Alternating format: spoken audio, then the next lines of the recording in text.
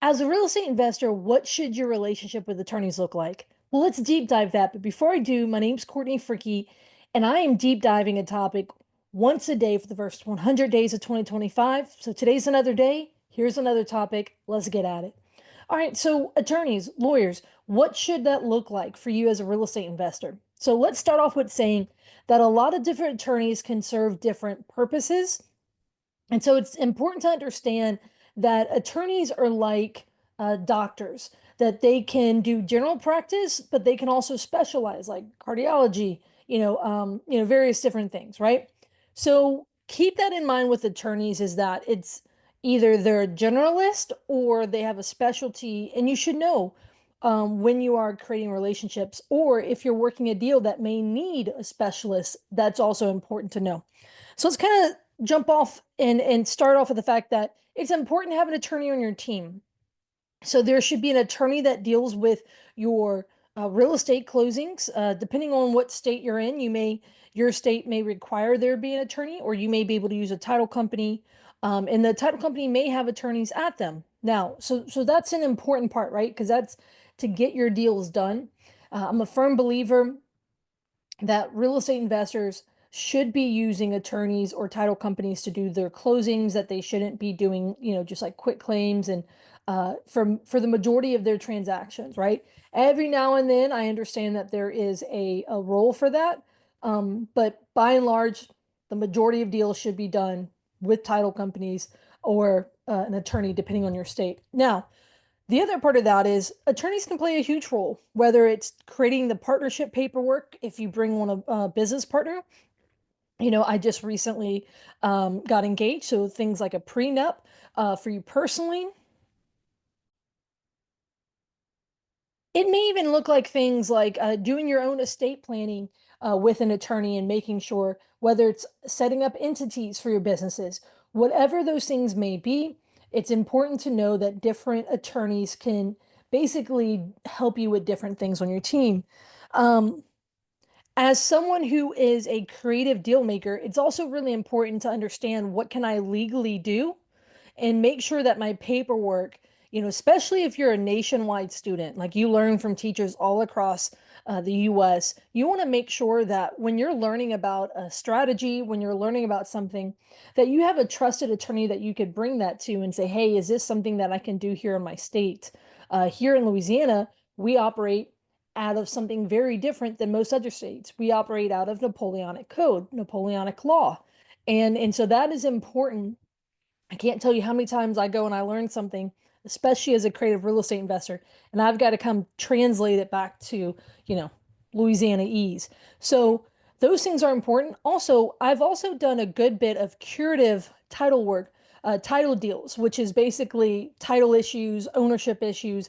And I've dug into on the title side, I have bought deals that had messy titles. I've bought deals that had ownership issues, and I've been able to solve them. Because I've specialized in that, even more so, I have a very strong relationship with various attorneys because those deals have required certain attorneys to help with those. So, depending on your strategy, depending on what you're getting up to, depending on what's going on in your personal life, there's different attorneys that may be able to help you. So, that's important. Keep in mind, so again, different uses, different specialties. But just keep in mind that the one that you're the most familiar with may not be the most skilled or the best skilled. Meaning, just because you're familiar with, for example, whoever does your closings, they may not be the best to foreclose on a property for you. When I often share stuff like that, number one, I love the attorneys I work with, but you want to be careful of yes people who say, yes, I can do, basically anything for you, right? So let's talk. How do you vet an attorney to make sure they're the right fit for what you need? So for example, let's just say you sold a property on seller finance, the person's not paying, and you need to foreclose. So one of the things you would want to, who would help you with that paperwork? A lot of times, a title company will help you with that paperwork, right? Whenever you're doing the transaction, again, if you operate in a state where an attorney does it, keep that in mind. But the title company would help you with the paperwork for, the seller finance. But let's just say again, the person's not paying, and therefore you need to foreclose.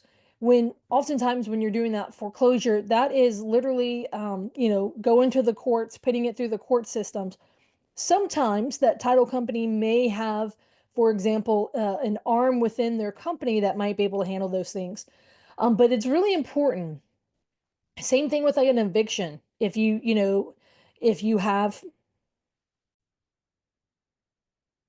let's just say you have a tenant that stops paying, it's important to then know, for example, if they're going to do an eviction, that attorney, so whether it's a foreclosure, an eviction, whatever it may be, ask them, how frequently do you do foreclosures? How frequently do you do evictions? When was the last time? I might start off saying, hey, man, I'm looking at hiring someone to do handle an eviction for me. Is first of all, is that something that your office can handle? And I want to see what they say, right? They may say, yeah, yeah, that's something we can help you with. Okay, great. I just had a few more clarifying questions. When was the last time that you guys handled an eviction?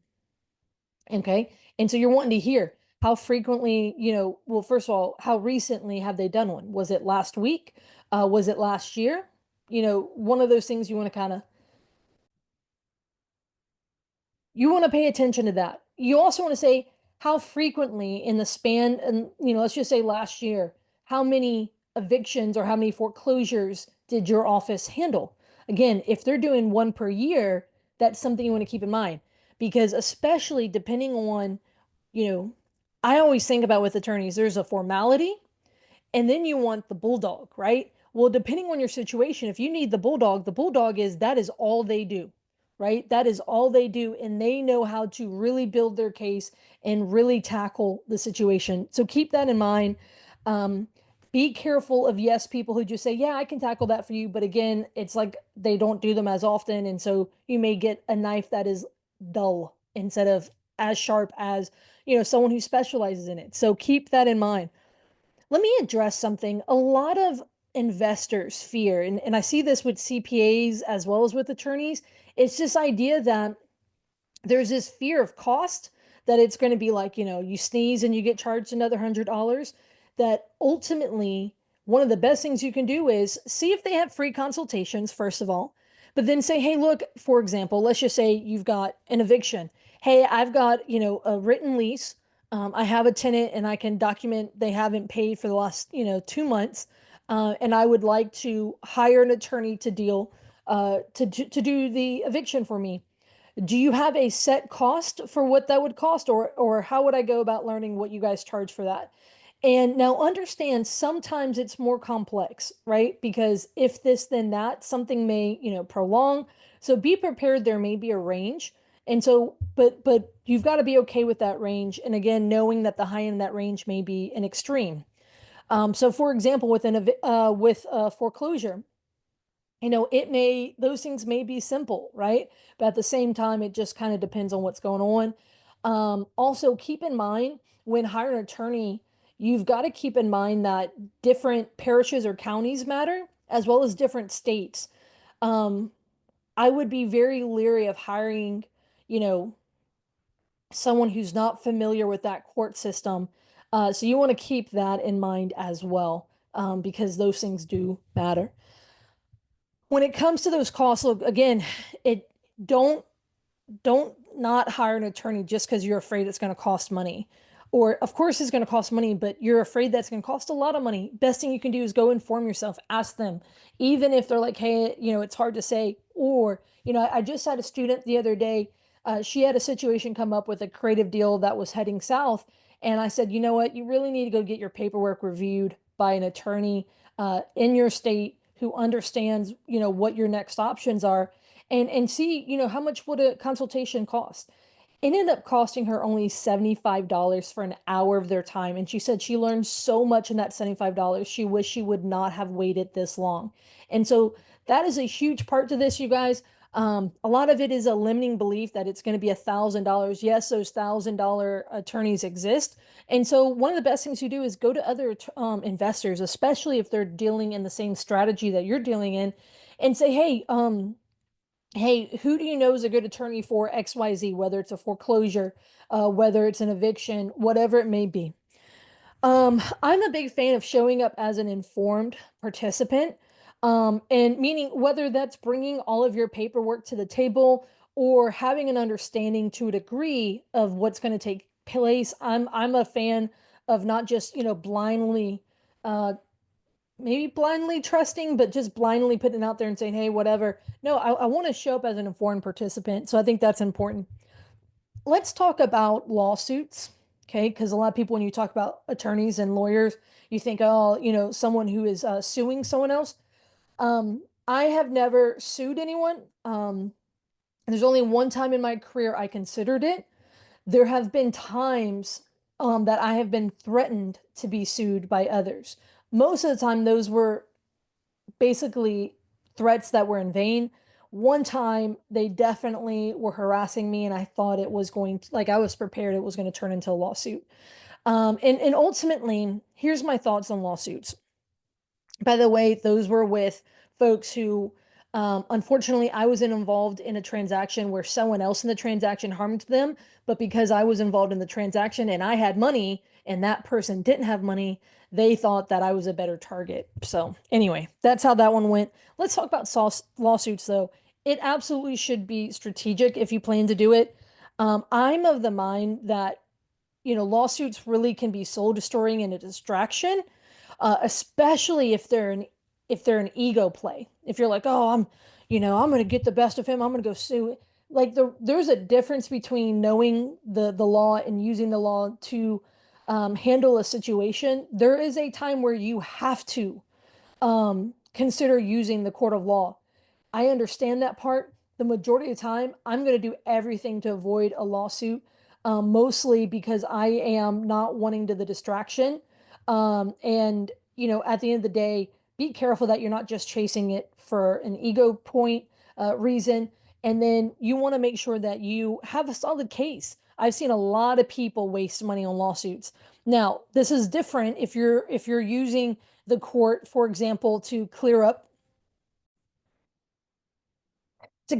a title deal or something like that. So it's a little bit different. But so again, it should be strategic. So be mindful of that. Lawsuits are super messy. They can cost a lot of money and they can take a long time. They rarely are ever quick. So keep that in mind. Guys, always be a student.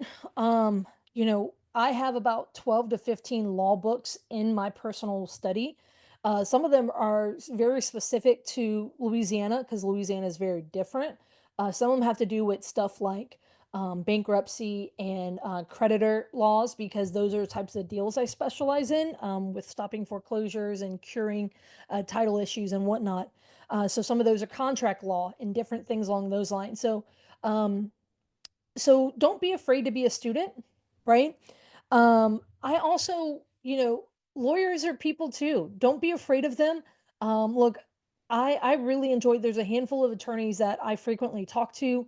They're really good friends with me. I'm proud on my podcast that I've had a number of different attorneys interviewed, and so don't shy from them. Find some great ones in your area and build those relationships with them, because truly you want to make sure that you're constantly improving your processes and your practice. And I would rather you improve as a preventative measure. So, so like I would rather you improve as a preventative measure rather than you forced to improve your process and your systems and your paperwork on the back end because you got sued over something. So constantly be improving, always be a student. And these are my thoughts on, basically hiring attorneys as real estate investors. I do not keep an attorney on retainer. But I do know the different attorneys I would use for different situations. Keep that in mind. Make sure you get your paperwork checked by an attorney in your state. Don't just download something off the internet. I am not a big fan of things like Legal Shield.